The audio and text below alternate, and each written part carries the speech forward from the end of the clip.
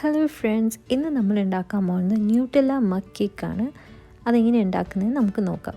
ആദ്യം തന്നെ മൈക്രോവേവിൽ വെക്കാൻ പറ്റാവുന്ന കപ്പ് എടുക്കുക. അതിലേക്ക് 1/4 കപ്പ് മൈദ ചേർക്കുക.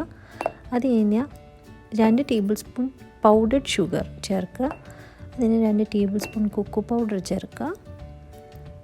അത് കഴിഞ്ഞ് 1/4 ടീസ്പൂൺ ബേക്കിംഗ് പൗഡർ അല്ലെങ്കിൽ ഒരു പിഞ്ച് ബേക്കിംഗ് പൗഡർ, അതാണ് കണക്ക്.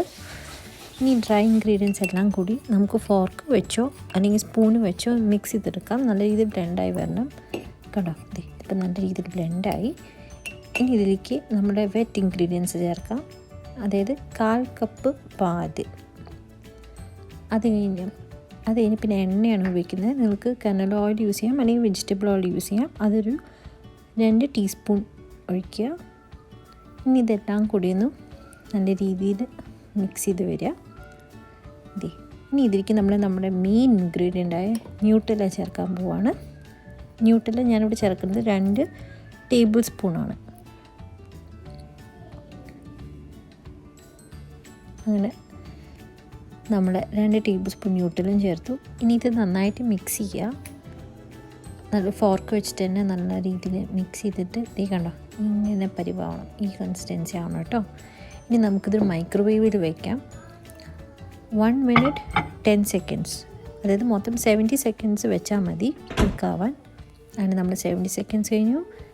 കേക്ക് റെഡി ആയിട്ടുണ്ട്. നമുക്കിനി ഇത് ഉള്ളിൽ വെന്തോ ഇല്ലയെന്ന് അറിയാൻ ഞാൻ ടിപ്പ് പറഞ്ഞുതരാം. ഒരു ഫോർക്കോ ഒരു നൈഫോ അല്ലെങ്കിൽ ടൂത്ത് പിക്കോ, എൻ്റെ ഇപ്പോൾ ടൂത്ത് പിക്കില്ല, അത് ഞാൻ ഫോർക്ക് വെച്ചിട്ട് ഇതിങ്ങനെ കുത്തി നോക്കിയാൽ കണ്ടോ നല്ല ക്ലീനായിട്ട് വരണം.